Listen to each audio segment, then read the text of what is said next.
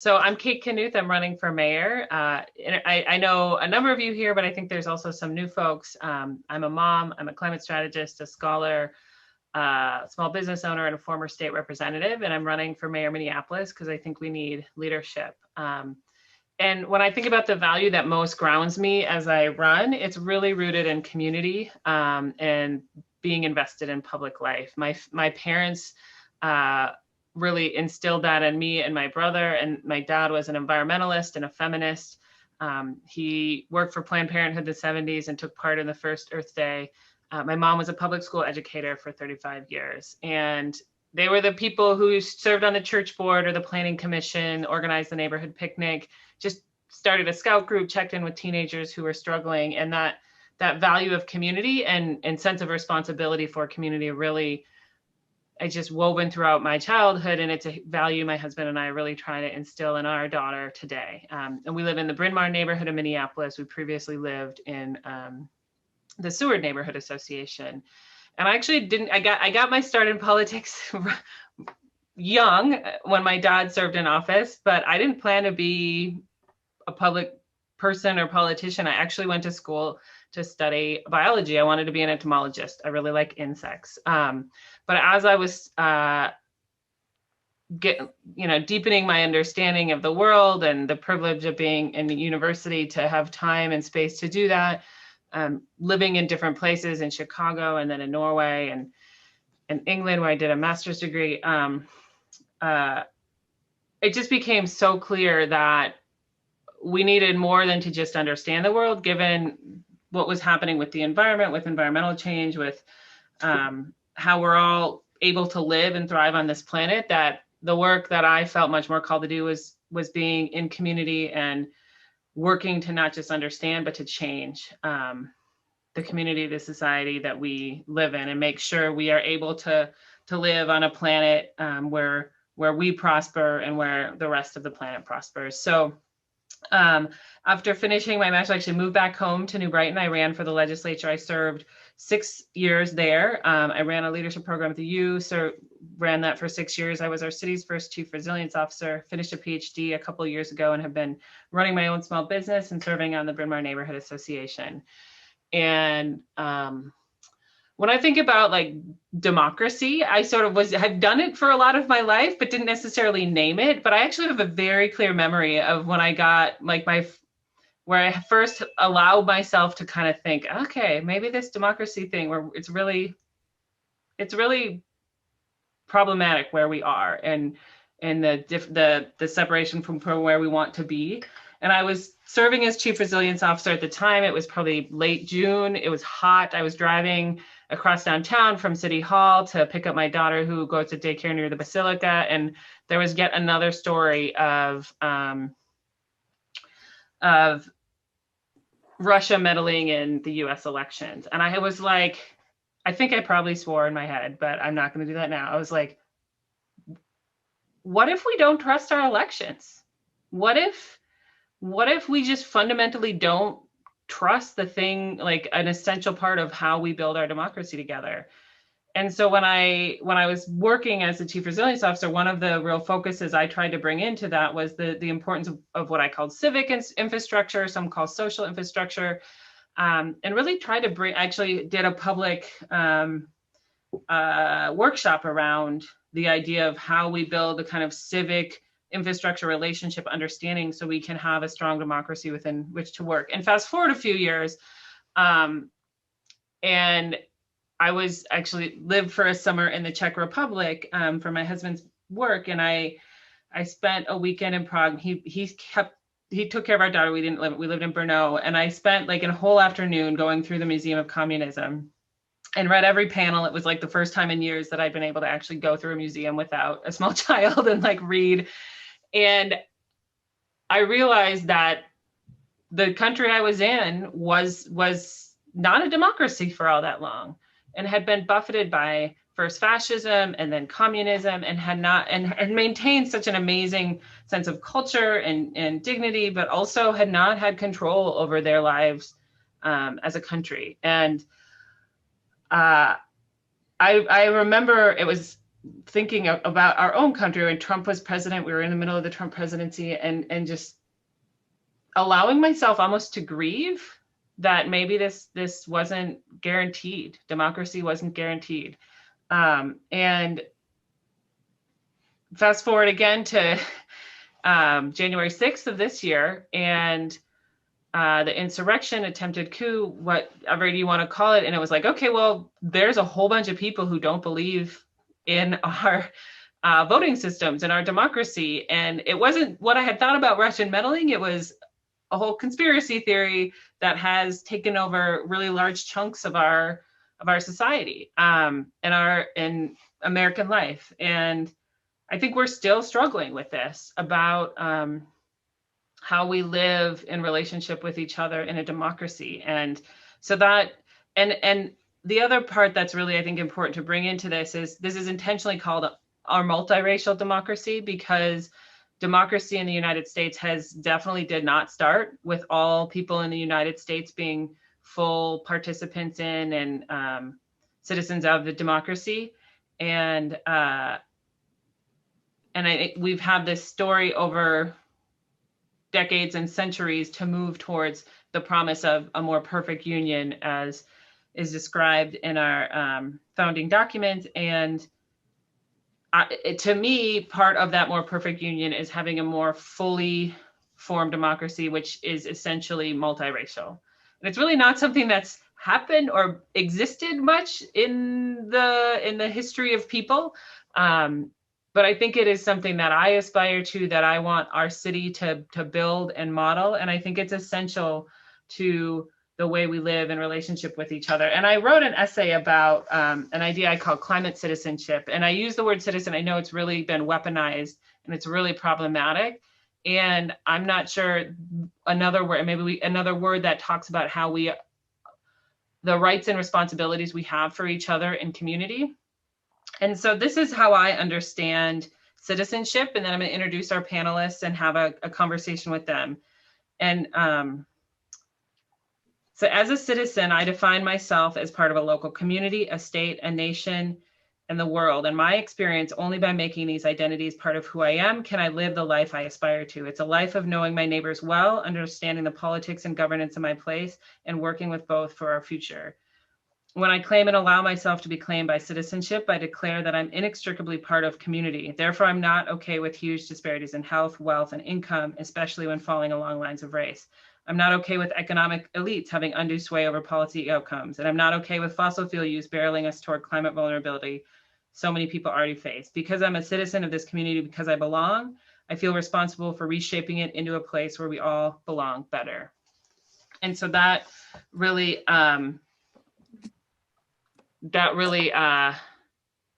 I think articulates how I think of my relationship with you all, with my community, and both the rights and responsibilities we have for each other. And so I'm going to kick it over to our panel now. We're going to have a conversation about democracy, multinational democracy, why it matters, what's challenging about it now, and some things we can do. And so I'll start with Jerome.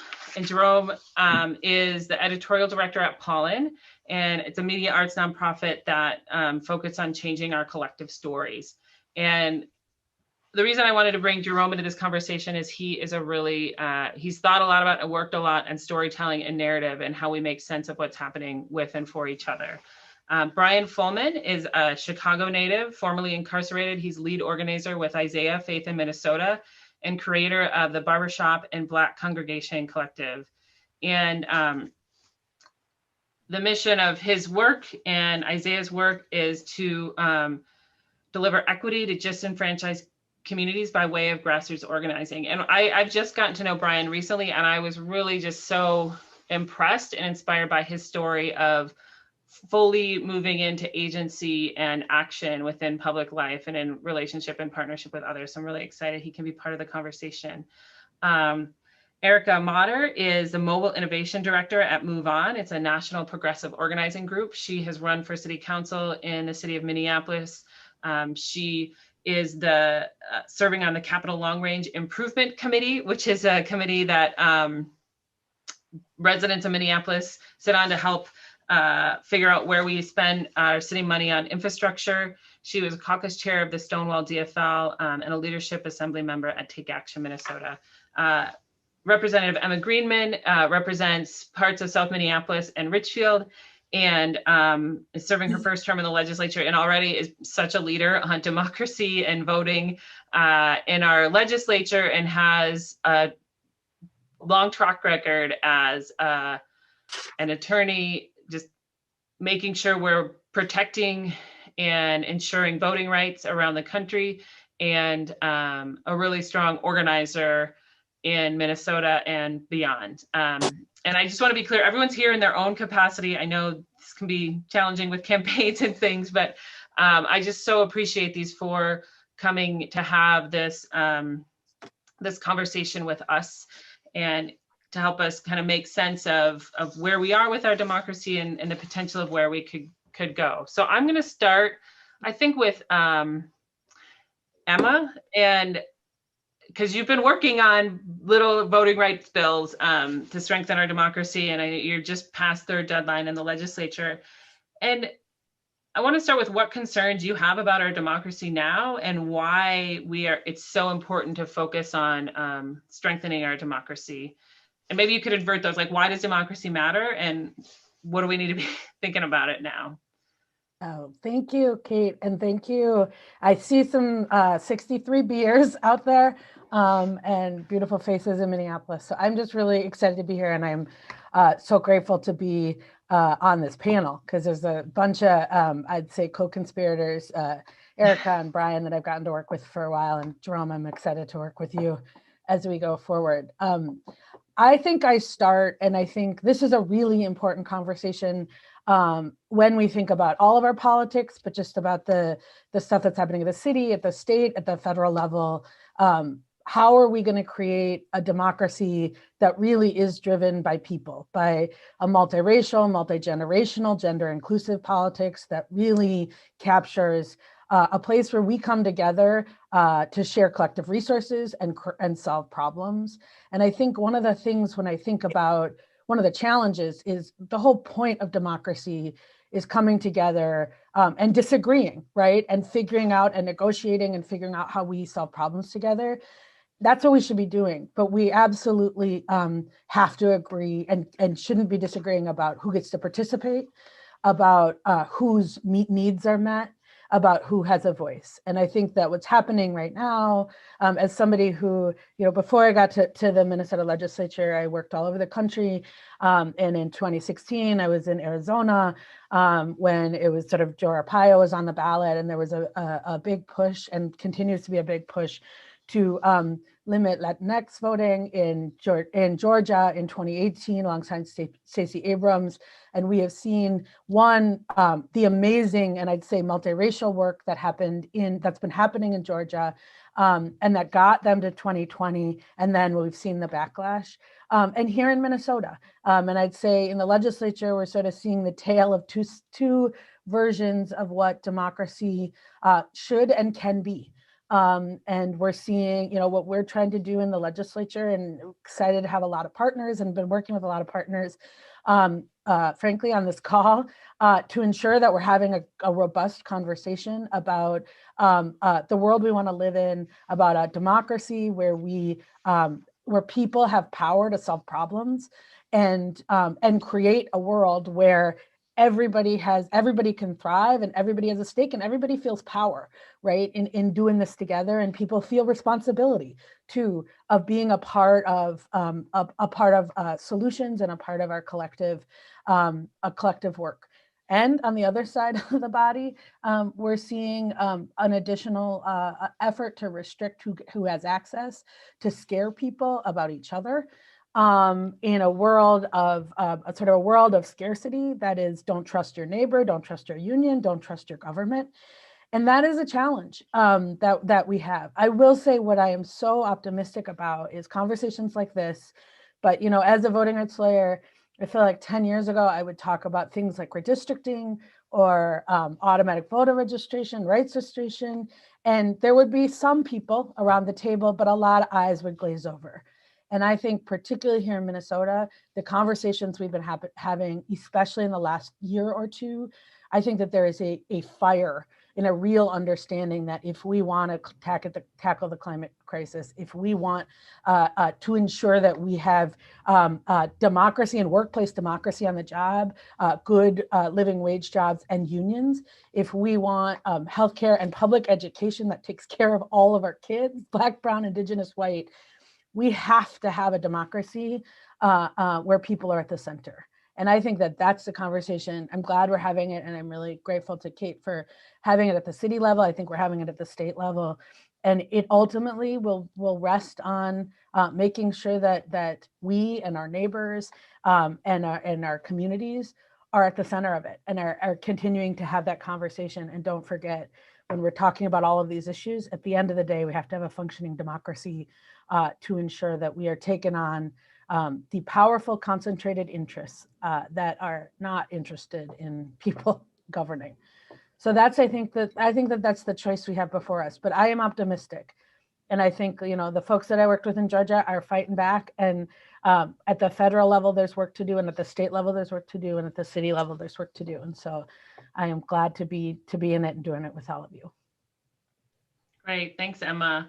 I want to kick it over to Brian, I think, after Emma's comments, because part of our democracy working and is people understanding it, feeling ability to engage with it and to actually have power. And when I did not define how I think of multiracial democracy, the way so my working definition is a society in which every person can live with dignity and act with power in our public life together. And that acting with power is partially structure that government does, and as important is work to help people understand and feel that they matter and that they can affect our life, our public life, and work together. And so, Brian, can I kick it over to you and have you talk a little bit about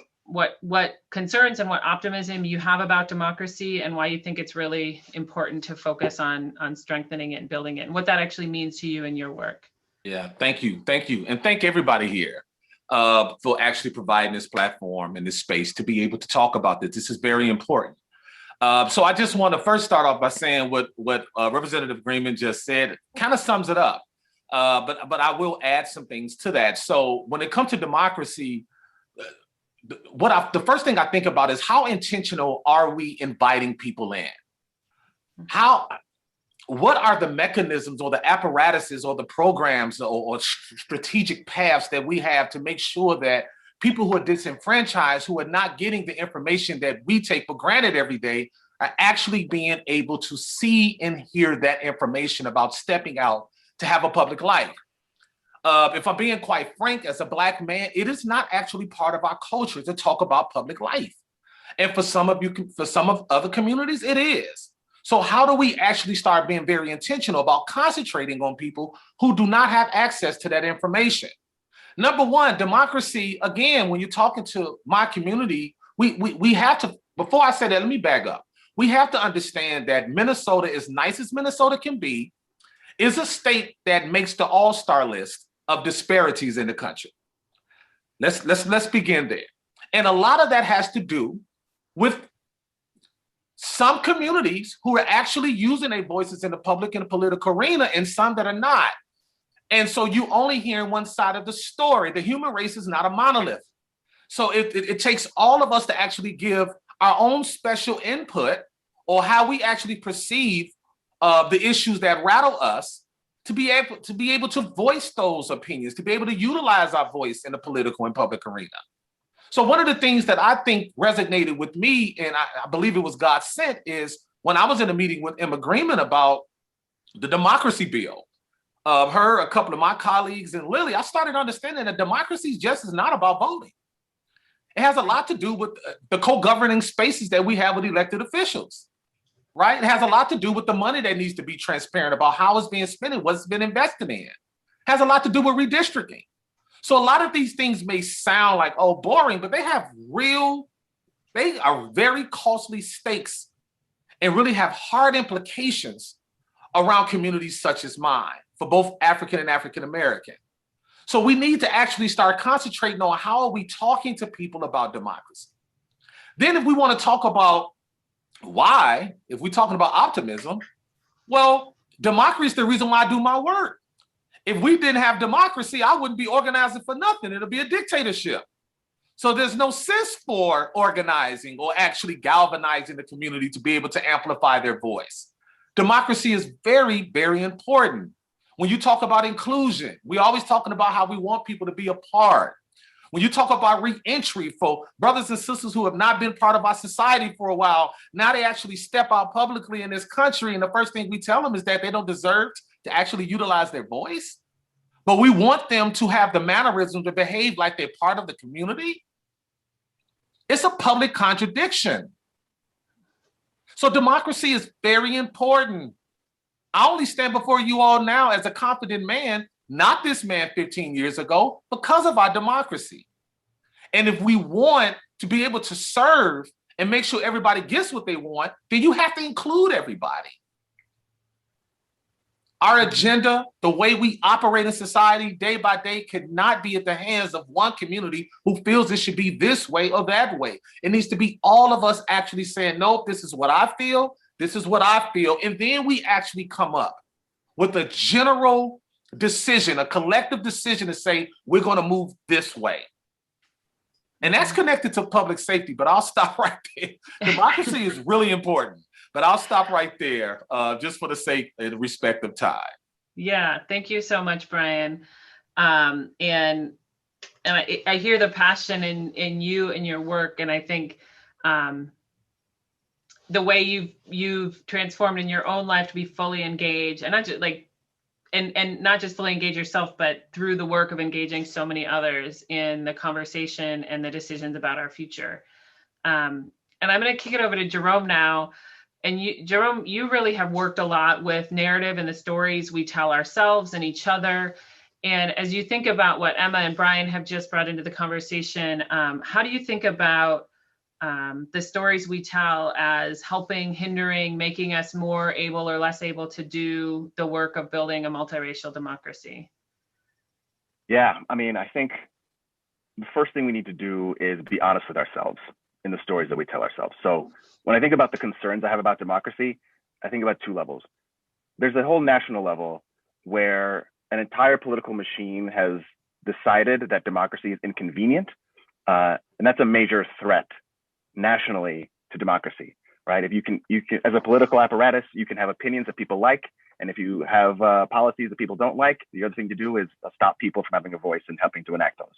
And that's a path that has been chosen at the national level by one political party. On the local level, it's a little different. Even within the sort of the Minneapolis community, you have people who are broadly supportive of the idea of democracy and the idea of a multiracial democracy. But note that I say idea there, because within that body that we inhabit, there is an adherence to stories that disenfranchise and that sort of feed inequity. Even as we talk about our desire to increase equity in our community, we have local unelected bodies that make vast sweeping decisions about policy within our city. That isn't democracy. And I think what I'm trying to say is there's a story that we're telling ourselves that we have a multiracial democracy in Minneapolis when we do not. And I think sort of when we start from that baseline level of understanding, we can build from it. But as long as we're lying to ourselves and saying that we've got this progressive utopia in the city, we are not going to progress. It is going to stay where it is. And the status quo, frankly, is untenable and unacceptable to vast swaths of our community. So you got to want it. You got to want the multiracial democracy to exist in order for it to happen. And for that to happen, you got to break down the stories that we're telling ourselves.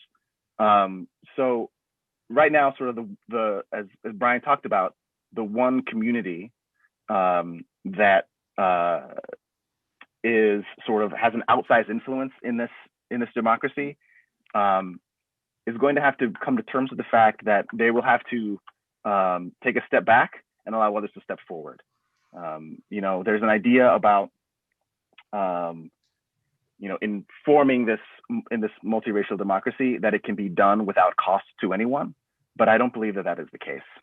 And I think when we are able to embrace that particular truth and come to an understanding that there will be some cost, maybe monetary cost, maybe it's a cost of political influence, but there will be something to pay to allow folks who have been disenfranchised, underrepresented, and undervoiced to have the right seat at the table.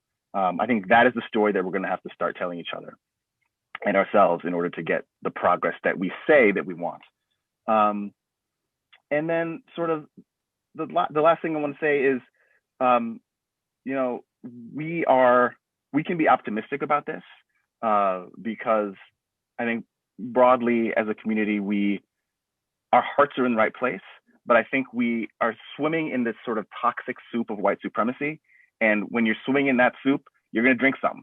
And so you have to sort of give yourself some grace to understand that. But also at the same time, once you recognize that, know that change is possible and that, you know, if we're pulling in the same direction, it can be accomplished.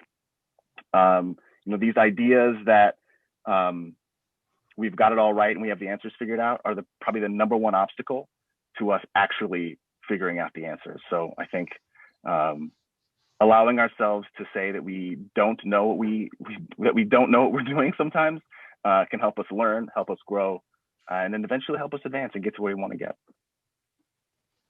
Right. Well, thank you, Jerome. And I appreciate the naming white supremacy and the soup of it, and that giving ourselves, like, understanding that and the grace that we need to recognize that and move as individuals and a broader city and society through that and beyond that. I'm going to bring Erica into the conversation now. And Erica, I wanted, when I think about democracy nerds, you and Emma were talking before we started, you know, you've run for office, you've worked in, you work on the Capital Long Range Improvement Committee, you work in organizing, digital organizing specifically.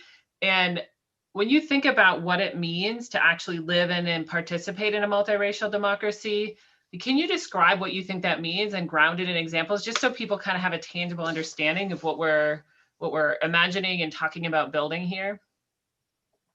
Yeah, I mean, I think the important part here to note is, like, living in a democracy isn't just about elections. I think other panelists touched on this in a few different ways, but, you know, there's a lot of structures, there's a lot of processes, and at its kind of heart, it's how we are relating to each other and working together. And that a whole bunch of that work happens completely outside of an electoral context.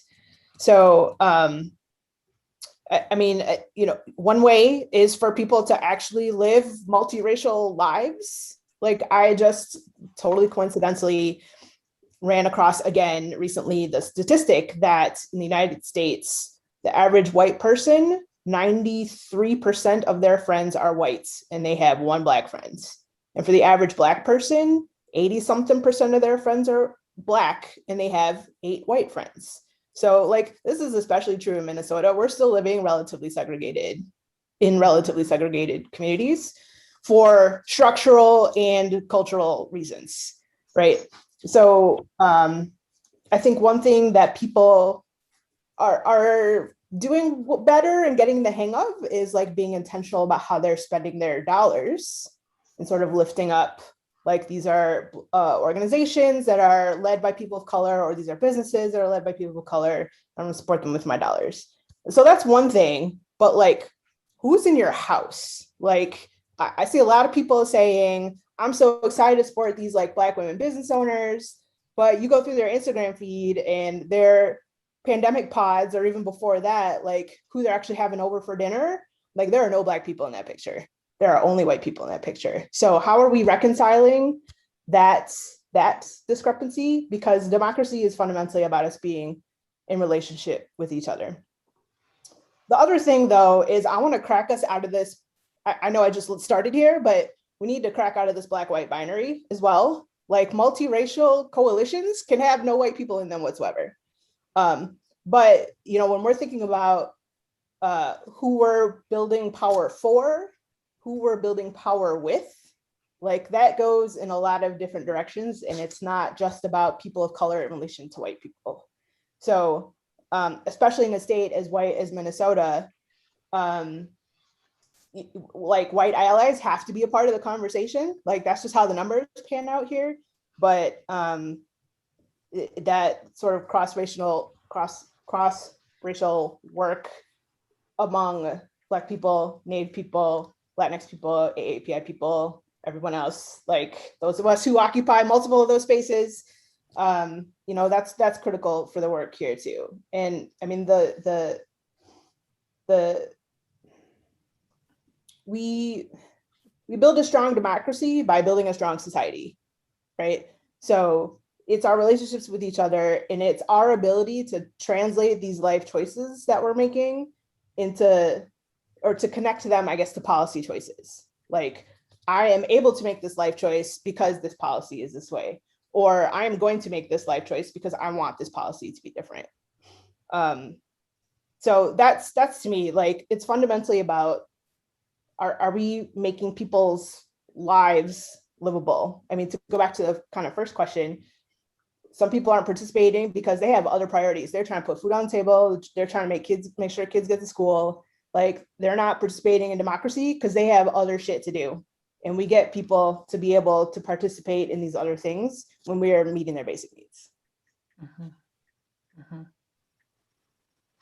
Well, thank you, Erica, for those grounded examples and recognizing that for people to be able to participate beyond individual lives and private lives, we need to have a basic level of security and ability to take care of life. And that's, I think, the living with dignity. It means having needs taken care of in a sense of security that's going to continue. And not saying that it's like just given, but like we just have that as a base level expectation for how we live together in our society. We've got about 15 more minutes in this part of the conversation, and I want to bring it back to, well, actually, if you all have questions for each other, feel free to jump in too. But I want to bring it back to Emma and ask, when you think about what it means to live, what does it feel like? What do you do with your time? Who are you in relationship with? What does it mean to actually participate in and be a part of a multiracial democracy? And what are some things that each of us as individuals or the organizations we work with can do to help strengthen our democracy? Well, I will start with what Erica said, which is, I think, you know, democracy and how we think about it is about how we are, how we're relating in the organizations that we work in, how we are relating in our neighborhoods, how we are related in our workplaces. And so, as I think, you know, I think I've been thinking a lot about unions in Amazon, right? Because with the Amazon vote, and how we have somehow disconnected that fight with a democracy fight. Like, that is fundamentally about workplace democracy and having power in the job. And so I think that as somebody who has spent a lot of time deep in the structures of, as Brian said, I think at our first meeting, you know, automatic voter registration and redistricting and the way that we structure our participation really matter. And so I could talk about that all day. But I think to the point really that Erica was making is, you know, it is about how we are communicating with each other, how we're building relationships with each other at a very small level and also at a really big level. And so how, you know, I've worked at organizations that and done democracy work and said, we need to democratize the way that we're interacting with our members, right? We need to make sure that when we are working for an organization, it is our members who are making decision and not staff. And that's just sort of a wonky example. But I do think that it is as much a mindset of participation. And I think to Brian's point, a lot of what we should be doing, right, is figuring out how to create spaces and on-ramps for participation, for engagement, for being empowering in all of the spaces that we're in. right? And we need to make sure that we have the structures to do that. I am a structural person, and it's hard to welcome something into a system where we're going to take a lot of input and not use that input to do anything. That is not an empowering space. And also to ensure that folks have an on-ramp up, right? And this is, I will go back to my, I got my start as an organizer in the Wellstone campaign. And one of the things that inspired me to keep going was it was sort of about turning non-voters into voters, voters into volunteers, and volunteers into activists. And I was a 22-year-old, but watching folks who'd never volunteered before volunteer and then go take a leadership role in their union or their community organization or their block. And so thinking sort of fully about all of the ways that we participate and relate to each other, because I think that Eric is exactly right. We can't sort of pretend either like it's just about voting or that we're going to all come together in a community meeting around big, tough decisions, like relationship before task, right? We have to have relationships to trust each other, to be vulnerable with each other, to disagree, and keep coming back. And to Jerome's point, I am really worried about the fact that we have, in our political system, we do have one political party that has opted out of representative democracy, right? When you say, I don't like the result, or I don't like what people are saying, so I'm going to change the rules to shut them out, that is not sort of the fundamentally a structure of representative democracy. And so I do think we really do need to be thinking about the rules of the game, but that is a necessary and not sufficient condition to getting where we need to go. And so Can I jump in? Yeah, please. Brian has to leave in just a few minutes, and I want to bring him in on this point that the structures and the pathways matter, but it's not a sufficient condition for democracy. We need people who understand and see themselves as active participants in democracy. So Brian, I'm wondering if you could talk a little bit about how you see the organizing work you do as part of more people understanding who they are as part of a broader democracy and how to do that. And if you have any examples of that or how you think about the organizing work you do in that regard. Sure. I'm a product of somebody actually inviting me in. I was a barber for 20 plus years. We used to talk about politics, and in the barbershop in our culture is the reason why that institution is so important is because for people who have been stripped of everything publicly, it's the only space we really feel powerful in. It's in our small businesses, in our barbershops, our churches. And we used to talk about politics, and we'd be lying to each other like we professionals and we, sports analysts, whatever. We play off these alter egos inside of our spaces. But I didn't really understand that democracy was for me, that I had a right to it. And my first time going to the state capitol building, I was a grown man, almost 40 years old, and I was looking for somebody to ask me for my ID. I didn't understand that it was a public institution for everybody. But when I actually understood that, I've dedicated my life to making sure that I invite my brothers and sisters who actually fed into the same narrative and messaging as I did. The reason why I tell you that is because for every 10 brothers and sisters who have been oppressed or disenfranchised, if you invite them in to have a role of public power and they're able to experience that, they're going to go tell other people about that experience. So it actually broadens out. So in a matter of, what is it now, 10:45? In 15 minutes, I'm actually having my second neighbors assembly where my canvassers are knocking on doors, and then we're directly funneling people into a container to actually talk about the issues in Minneapolis right now. Mm-hmm. And to actually prove that we need and we should have access to our elected officials. I got 2 of the city council members who are going to be a part of that neighbors assembly. The same thing I did in my listen and lead sessions that I had outside. And what happens with people who actually able to see elected officials in the same room with them and talking with them, they start to understand then what their constituency power is. Because I explain to people that these elected officials are not here because they love your beautiful face. They're here because you actually have the potential to keep them where they at or remove them from where they're at. So part of what we're doing is actually putting rubber to the road and saying, not only am I going to speak to you about this, but I want you to actually come see. And then the other part of that is like having them actually be on a platform where they play out a public life in a role. So the second thing I did is I gave roles to different leaders inside the meeting for them to actually stand up and be powerful. When they come off that meeting today, half of the people who play roles in that meeting go tell their neighbors what the experience that they had, and they're going to name the vehicle that provided it for them. That's how you build out democracy. It is messy, it's not attractive, it's not sexy, but the groundwork is actually how you build out your democracy. We can't, so when I say on-ramping, yes, we need more literature in our schools. Yes, we need more literature in our churches and our small businesses, but it takes us, the people who've had the experiences, to now pay it forward. And I'll leave it there. Yeah, thank you, Brian. I love that. That call to act for folks who are engaged in democracy. Part of our work, and that you have so powerfully been doing, is inviting and moving into, even if that position of power is speaking at a meeting, like that is an important step in the process to being a full participant in our democratic life. And so I really appreciate you bringing that into this conversation, and that you are leaving to go do it more. So thank you. We can all thank Brian as he heads off. And I'm going to pass it over to Jerome. As you think of what you just heard from Brian, and the stories people tell themselves and the communities that we are each part of, like, what do you hear in that? What powerful stories do you hear in that that resonate with you, and that you think would resonate more broadly about building our democracy?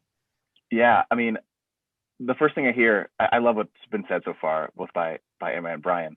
I'm reminded of this quote about the arc of history and how it bends towards justice.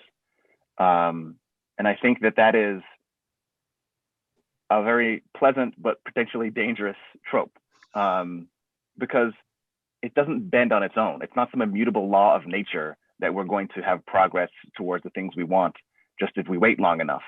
The arc bends because people bend it. Like, people's hands have been pulling on it for generations to get it to bend. And if we don't continue to pull, it's not going to go the direction we want. And we've seen that over the last 4 or 5 years of the arc not bending towards justice. So we got to sort of dismiss this idea that it's going to happen on its own and get to work. I love, Emma, what you talked about moving people up the chain of civic engagement. And I think that is a crucial tool. If we can all just sort of do a little bit more, we can bend the arc a little more. The thing is about democracy is, like, unless it's taken away from us by people who would want to do that, we have levers that we can control, but you got to want to do it. We can agree on what the good things are and then wonder to ourselves why we don't have them. We don't have them because we haven't convinced enough people that they're good. We don't have them because we haven't done the work required to make them real. We haven't exerted enough political pressure on the people whose votes, who rely on our votes to continue their work, to say that these are the things that are important to us. Or we are telling ourselves a story that we care about these things and we really don't. But whatever the case may be, it rests on us to listen to perspectives that we don't hear, to read those perspectives, to do the work, to show up at different events and places we may not.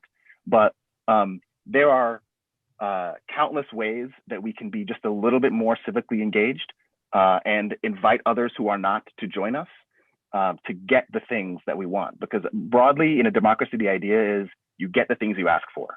So then the question we have to ask ourselves is, what are we asking for? And then how can we convince more folks and build a movement and a groundswell to get those things? Because it's within our reach. If we use all of our persuasive and political and activist powers to make it happen.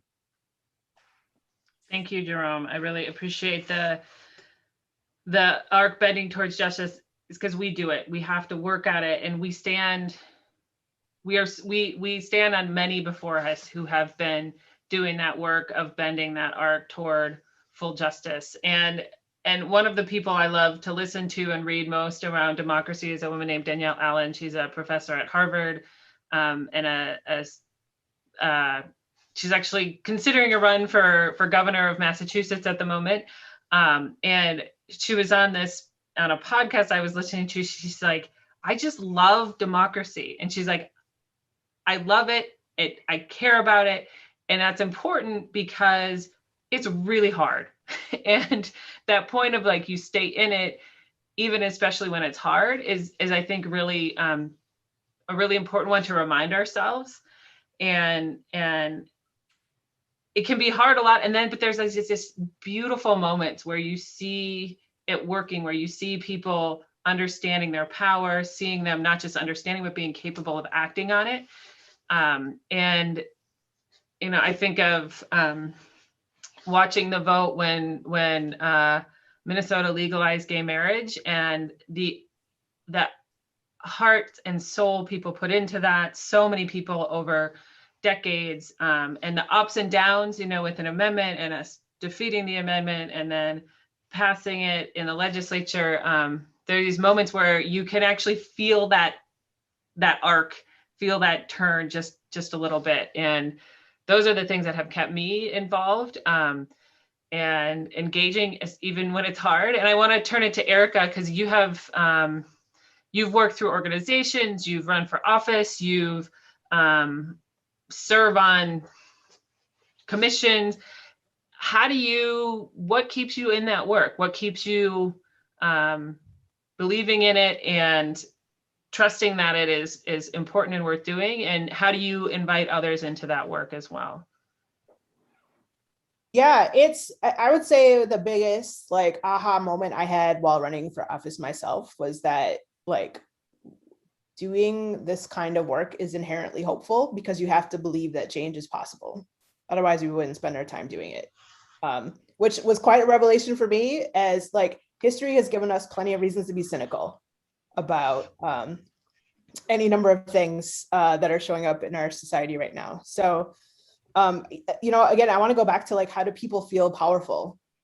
You know, a lot of what I do in my day job is like literally just asking people to take one action.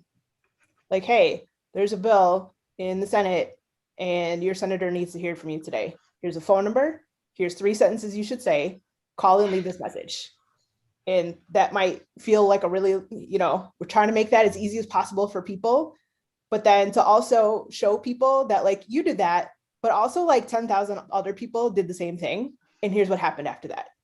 So it's about kind of showing people how their one actions are part of a collective and they're part of a community. And then that action together actually makes a difference. And it's also like, some of these are really basic. Like this stuff can get overwhelming fast.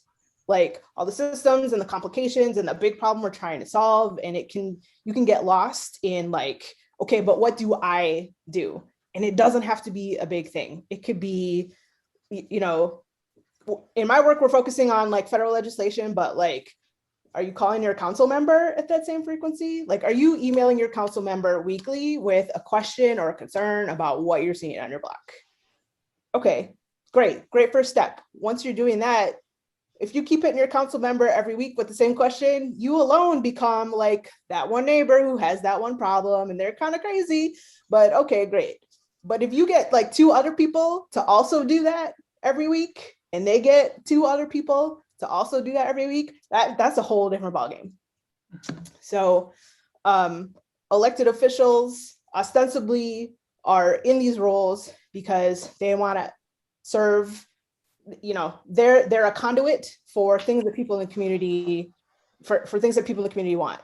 Acknowledging, of course, that all of us want totally different things and we don't all agree with each other all the time. But squeaky wheels get the grease. So it's on us to make those people feel the pressure, feel the heat, and to empower them to tell the story to other decision makers, the body they're sitting in, et cetera, about like why that's important.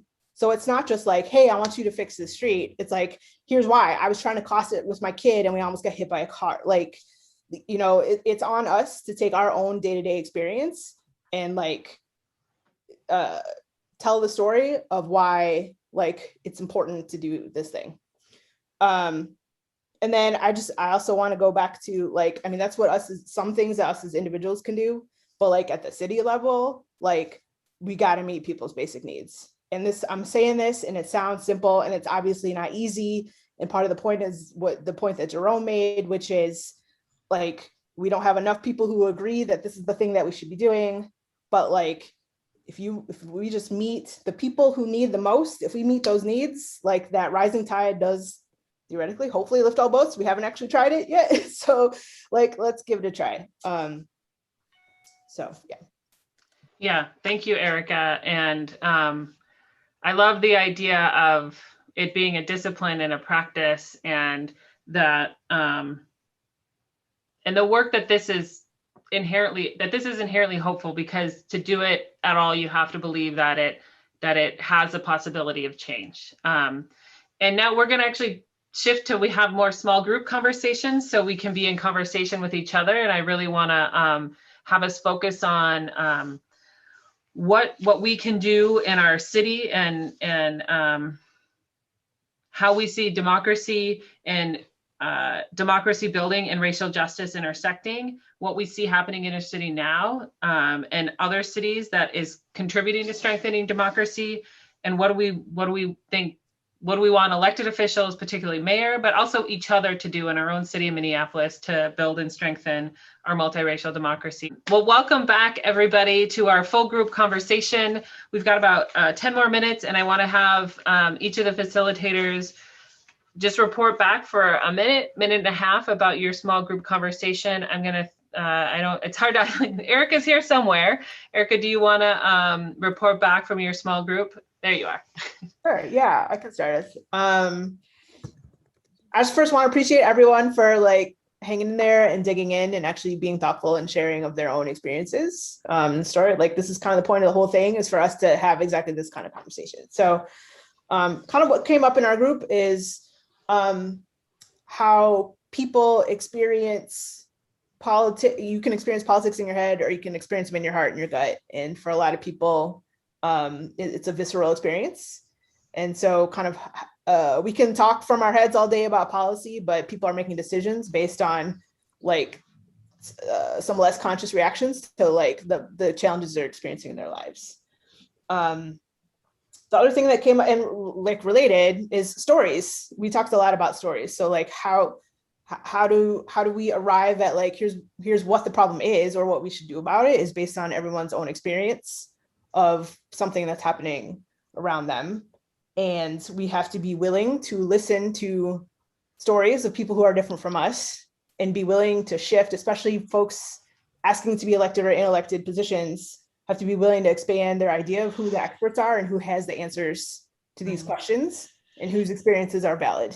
And then the last thing we talked about is really, I'll close with what folks are hoping in the mayor is, number one, a set of progressive policies, but also like getting really clear on how a mayor in that specific position that has a lot of soft power to wield, like how are you going to do that? Like how are you as mayor specifically going to do all this? And a lot of that appears to be very relationship driven, which is the whole thing we've been talking about all morning. So Cool. Thank you, Erica. And Erica's small group. Jerome, you want to report back from your group? Absolutely. Again, thanks to my group, some really great conversations. We talked a lot about things, about ways that we could help, be agents of change. But they also mapped really well onto what we think elected officials can do.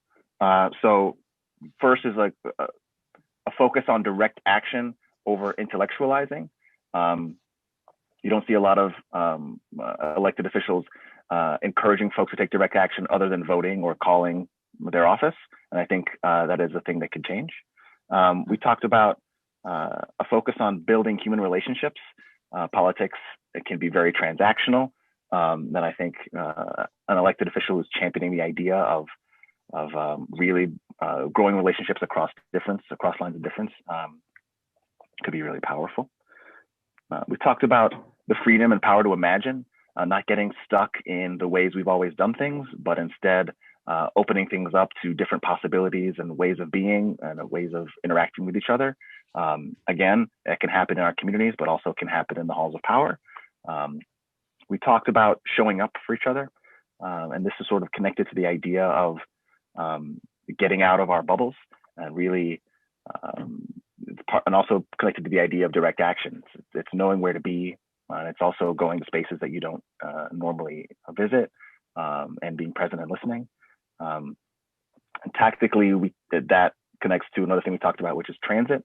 Being a champion of for folks who don't have access to an automobile, they rely on public transit to get places, and that can also mean having public transit to get out of that bubble and experience different parts of our city, different parts of our community. And then last, we talked about reaching out to our elected officials. And one of our moments of hope was a conversation that one of our group had with their county commissioner. And sort of the positive outcome of that interaction was, they received encouragement that that person was listening and also willing to take action.